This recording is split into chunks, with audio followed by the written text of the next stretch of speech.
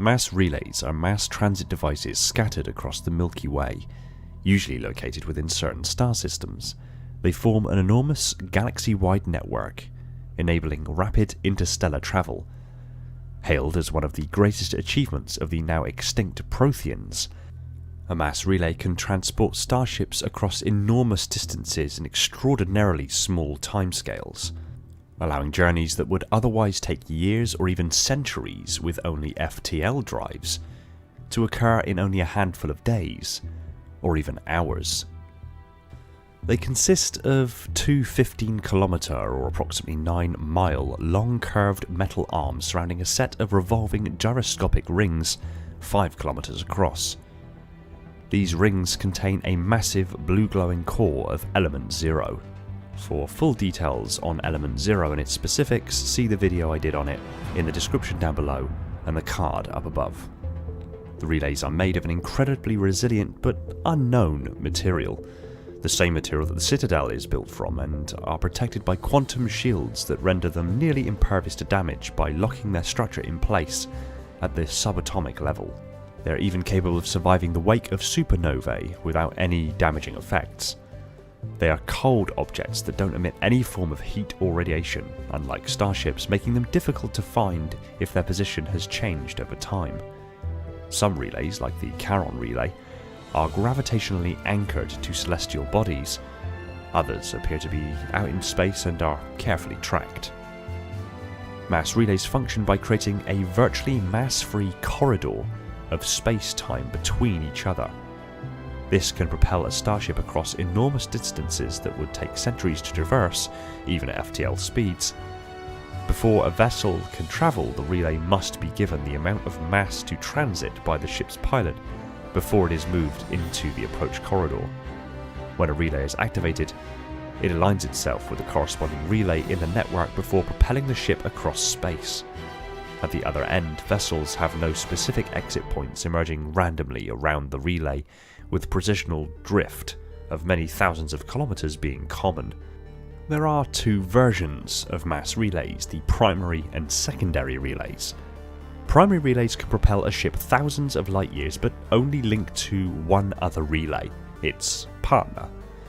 Secondary relays can link to any other relay over much shorter distances of only a few hundred light years. In the wake of the Rachni Wars, spacefaring species in Council space won't open a primary relay without knowing where it links to, in case they run into another powerful and hostile species like they did the Rachni. This caused a rift when the Turians found human pioneers, ignorant of the Citadel Council's prohibition, trying to open any mass relay they could find while exploring the relay network, eventually leading to the First Contact War. Many mass relays are currently dormant for unknown reasons, though they can be easily reactivated. A Prothean data cache found on Mars led humans to a mass relay encased in ice and orbiting Pluto, previously thought to be a moon called Charon, which the Charon relay was eventually named after. A piece of Prothean artwork depicting a mass relay, the Relay Monument, can be found on the Citadel Presidium. It has been interpreted as either a symbol of Prothean vanity, expressing the relays as their means to build a galaxy-wide empire, or simply as a symbol of galactic unity, which the relay network also embodies. The mass relays, despite common belief, were created not by the Protheans, but by the Reapers. As stated by Sovereign, the Protheans were merely one of the many sentient species to find the relays and the Citadel and take advantage of them.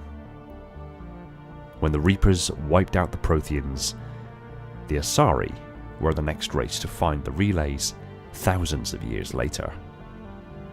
According to Sovereign, by using the relays and the Citadel, galactic civilizations evolve along the paths the Reapers desire.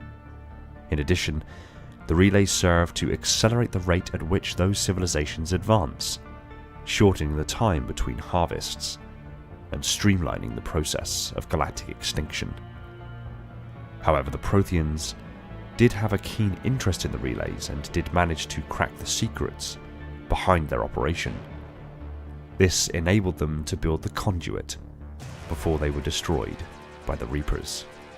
Commander Shepard also discovers that this citadel itself is an enormous inactive mass relay leading directly to dark space, as well as the control center for all mass relays, enabling the Reapers to sever travel between clusters the moment they re-enter the galaxy.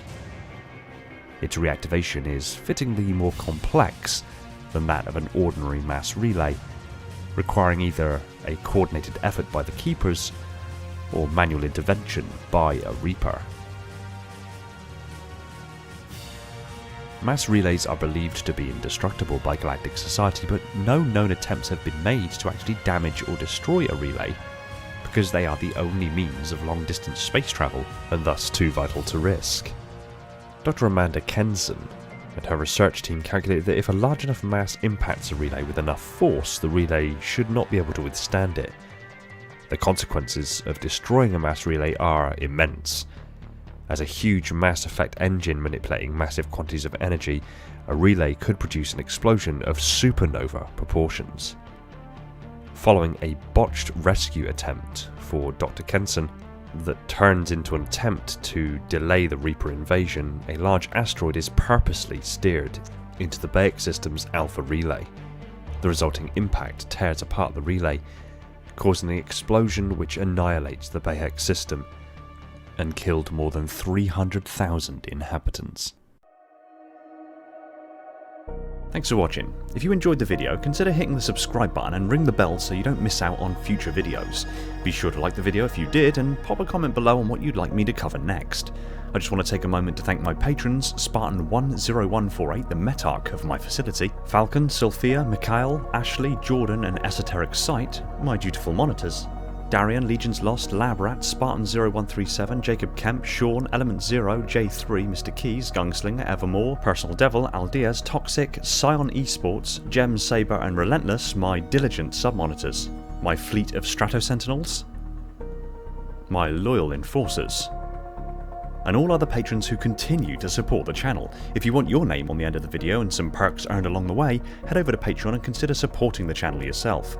Big shout out to my Tier 0 Transcendent YouTube members, Spartan137, Jacob Kemp, Talia, Fenrir, Bornstella, Jimbo and Balaz, and all the other YouTube members keeping my installation running on that glorious vacuum energy, with a special mention to the Accursed Hunter. Shout out to John due to the mathematical formula used to determine the area within a pentadodecahedron. Oh, and Lena because that sandwich. And remember, there are tons of ways to support the channel and keep my installation pumping out content at a breakneck speed. Much love to you all, take it easy everyone, and find peace in the domain.